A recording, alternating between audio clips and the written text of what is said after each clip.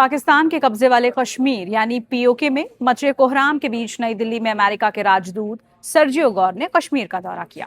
इस दौरान जम्मू कश्मीर के उपराज्यपाल मनोज सिन्हा और मुख्यमंत्री उमर अब्दुल्ला से मुलाकात भी हुई। गुरुवार को उन्होंने लद्दाख का दौरा भी किया और कर भी रहे हैं। जम्मू कश्मीर और लद्दाख दोनों भारत के केंद्र शासित प्रदेश हैं।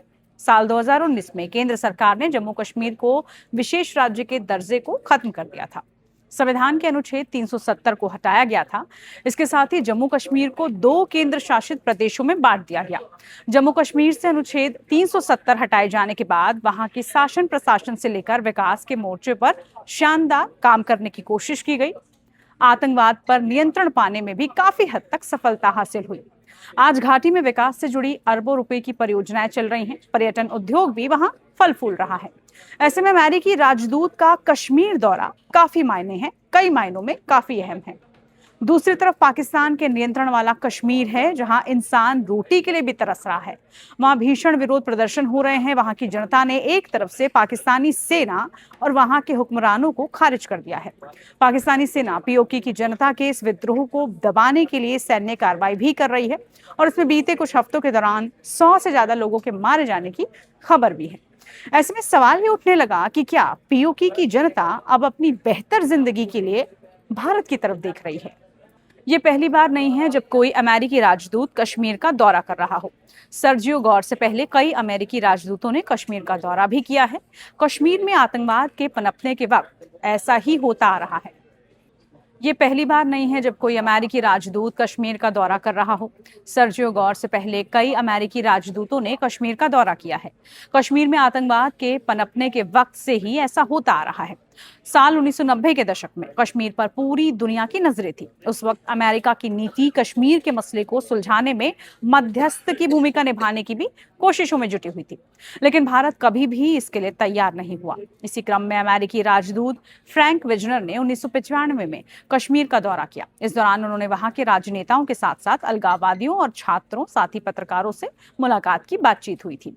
इसका संकेत था कि अमेरिका कश्मीर मसले को सुलझाने को उत्सुक है। इसके बाद कई मौकों पर अमेरिका कश्मीर से जुड़े हर मौके पर भारत पाकिस्तान के बीच परोक्ष तौर पर एक मध्यस्थ के रूप में खड़ा होता नजर आया है और अब भी खड़ा होता दिखता है। साल 1999 के कारगिल जंग में भी अमेरिकी राष्ट्रपति बिल क्लिंटन ने नवाज शरीफ को वॉशिंगटन तलब किया था। कारगिल युद्ध अमेरिका की बदली हुई भूमिका का सबसे बड़ा उदाहरण था। उस समय तत्कालीन अमेरिकी राष्ट्रपति बिल क्लिंटन ने पाकिस्तान के प्रधानमंत्री नवाज शरीफ को वॉशिंगटन बुलाया था। दोनों नेताओं के बीच बातचीत के बाद अमेरिका ने साफ किया था कि नियंत्रण रेखा का सम्मान किया जाना चाहिए। वहां से पाकिस्तानी सैनिकों को पीछे हटना ही होगा। ये भारत के लिए इसलिए भी महत्वपूर्ण था क्योंकि अमेरिका ने उस समय भारत और पाकिस्तान को एक बराबर जिम्मेदार ठहराने की कोशिश कतई नहीं की थी। पाकिस्तान की तरफ से नियंत्रण रेखा पार करने को लेकर वॉशिंगटन ने अपना रुख स्पष्ट कर दिया था, साफ कर दिया था। कारगिल के बाद कश्मीर को लेकर अमेरिका की सोच में एक बड़ा बदलाव आया। अब उसका जोर विवाद के राजनीतिक समाधान से ज्यादा इस बात पर था कि भारत और पाकिस्तान के बीच सैन्य टकराव और ज्यादा ना बढ़ जाए। 2001 में अमेरिका पर हुए आतंकी हमले के बाद उसकी पूरी विदेश और सुरक्षा नीति बदल गई। दक्षिण एशिया भी इससे अछूता नहीं रहा। अफगानिस्तान में अमेरिका का सैन्य अभियान शुरू हुआ। पाकिस्तान अमेरिका के लिए बेहद महत्वपूर्ण हो गया, लेकिन इसी के साथ सीमा पार आतंकवाद भी अमेरिकी नीति का बड़ा मुद्दा बनता चला गया। 2002 में अमेरिकी राजदूत रॉबर्ट ब्लैकविल ने कश्मीर का दौरा किया। उन्होंने नियंत्रण रेखा के ऊपर से उड़ान भरकर हालात का जायजा लिया। सुरक्षा अधिकारियों से मुलाकात हुई, लेकिन उन्होंने अलगाववादी नेताओं से मुलाकात उस समय नहीं की थी। अमेरिका की नीति में बड़ा बदलाव था। भारत के नजरिए से ये काफी अच्छा भी साबित हुआ था। इसके बाद भारत और अमेरिका के रिश्तों में भी तेजी से बदलाव आया। रक्षा सहयोग बढ़ा। परमाणु समझौते ने दोनों देशों के रिश्तों को नई ऊंचाइयां दे दी।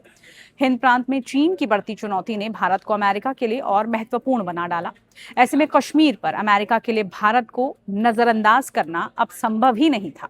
2011 में अमेरिकी राजदूत टिमोथी रोमर ने जम्मू कश्मीर के तत्कालीन मुख्यमंत्री उमर अब्दुल्ला से मुलाकात की।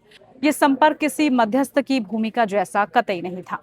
ये एक निर्वाचित सरकार के साथ राजनयिक संवाद भी था। फिर 2019 आया। भारत सरकार ने जम्मू कश्मीर से अनुच्छेद 370 के प्रावधानों को हटाया। राज्य का पुनर्गठन हुआ। इस फैसले पर पाकिस्तान ने तीखी प्रतिक्रिया दी। उसने अंतर्राष्ट्रीय मंचों पर इस मुद्दे को उठाने की तमाम बार कोशिशें भी की, लेकिन अमेरिका की प्रतिक्रिया 1990 के दशक जैसी अब बिल्कुल नहीं थी। जनवरी 2020 में अमेरिकी राजदूत केनेथ जस्टर समेत कई देशों के राजनयिकों का प्रतिनिधिमंडल जम्मू कश्मीर पहुंचा था। ये दौरा अनुच्छेद 370 में बदलाव के कुछ महीनों के बाद ही हुआ था। इसका मकसद वहां का वास्तविक जो स्थिति है वहां की वो समझना था। दुनिया के अलग अलग देशों के राजनयिकों ने स्थानीय अधिकारियों और जबकि दूसरे लोगों से वहां बातचीत भी की और ये भी एक संकेत था कि कश्मीर अब सिर्फ एक विवादित राजनीतिक मुद्दे के रूप में नहीं देखा जा सकता। भारत का तर्क लगातार यही रहा था कि जम्मू कश्मीर उसका आंतरिक प्रशासनिक और संवैधानिक मामला है। आज वॉशिंगटन और नई दिल्ली के रिश्ते रक्षा से लेकर तकनीक तक फैले हुए हैं। 2025 के भारत पाकिस्तान के बीच तनाव ने एक बार फिर अमेरिका को घसीट लिया। ऑपरेशन सिंदूर के वक्त अमेरिका को भी सक्रिय होना पड़ा। अमेरिकी राष्ट्रपति ने दोनों देशों के बीच संघर्ष रुकवाने की बात कही, हालांकि भारत ने इसे हमेशा खारिज किया। यानी अमेरिका ने कश्मीर पर मध्यस्थता की पुरानी नीति से भले ही दूरी बना ली हो, लेकिन भारत पाकिस्तान के बीच बड़ा सैन्य संकट पैदा होने पर वो खुद को पूरी तरह अलग नहीं रख सकता था।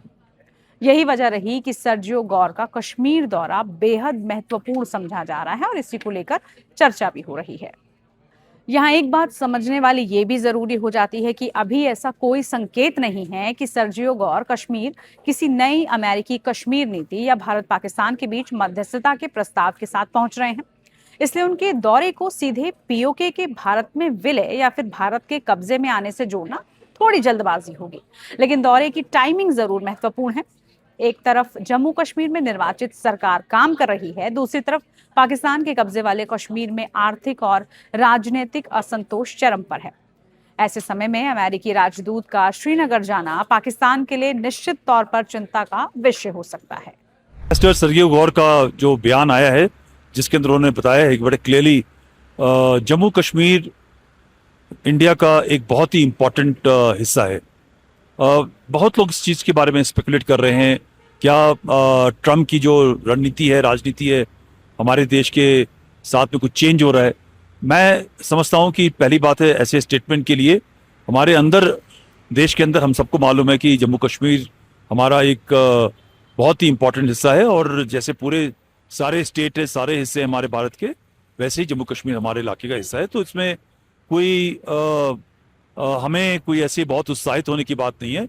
मगर रीजन के अंदर अगर हम बात करें तो ये जाहिर है कि आज पाकिस्तान के अंदर एक मेल्ट डाउन हो रहा होगा। उनके यहाँ पे काफ़ी इस चीज़ के बारे में सोच विचार रहा होगा कि इतनी कोशिश करने के बाद वो अमेरिका को कभी क्रिप्टो के साथ में जाने की कोशिश, कभी ट्रम्प को नोबेल प्राइज़ के लिए नॉमिनेशन की बात करना और कई तरीक़ों से उन्होंने अमेरिका को रुझाने की और अपने साथ में रखने की कोशिश करी है। खासतौर से ईरान के साथ में सीज फायर के बारे में बात करने के लिए जो उनके काफ़ी प्रयत्न थे, वो सारे सब करने के बावजूद आज बड़ा एक चीज़ क्लियर होता है कि पाकिस्तान को अमेरिका ने एक टूल की तरह फिर से इस्तेमाल किया और आज उनकी जो बोलचाल की भाषा है वो चेंज हो गई। दूसरा एक और भी चीज़ बहुत देखने की इम्पोर्टेंट है बात कि जिस तरह हमारा देश आज पूरी दुनिया के अंदर एक बहुत इम्पोर्टेंट लोकेशन पे है, उसका एक रोल है, इस चीज़ को भी रिकग्नाइज करते हैं। 2019 के बाद में एक बड़ा इंडिपेंडेंट विजिट यूएस एम्बेसडर का वहाँ जाना कश्मीर के अंदर और इस तरह की बात कहना एक इंटरनेशनल लेवल और रीजनल लेवल के ऊपर काफ़ी इम्पोर्टेंट है। इसके साथ में एक बहुत जो मुझे लगता है पर्सनली बड़ी इंपॉर्टेंट बात है कि बहुत ही क्लियर शब्द के अंदर पहली बार एक मुख्यमंत्री ने, जो इलेक्टेड मुख्यमंत्री हैं जम्मू कश्मीर के, उन्होंने बहुत क्लियर साफ साफ बोला कि हमें अपने देश की प्रॉब्लम के बारे में दूसरे देशों से बात करने की कोई ज़रूरत नहीं है। जो हमारे घर के मसले हैं वो हम खुद ही मिटाएंगे। और ये एक मैं तो मानता हूँ कि सभी राजनीतिक पार्टियों को ये सोचना चाहिए कि जिस तरह की बात, एक इतनी मैच्योर बात उन्होंने कही है, उसके ऊपर गौर करना चाहिए। बहुत काबिल तारीफ है इनका स्टेटमेंट। इसके बारे में मुझे बस इतना ही कहना था। थैंक यू, धन्यवाद, जय हिंद।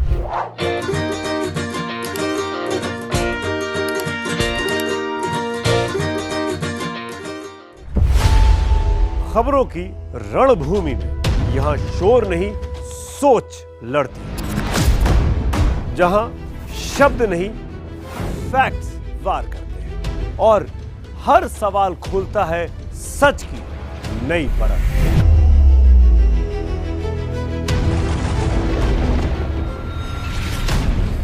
चक्रव्यूह, आपके अपने सुमित अवस्थी के साथ सोमवार से शुक्रवार शाम 6:57 पर टाइम्स नाउ नव भारत पर।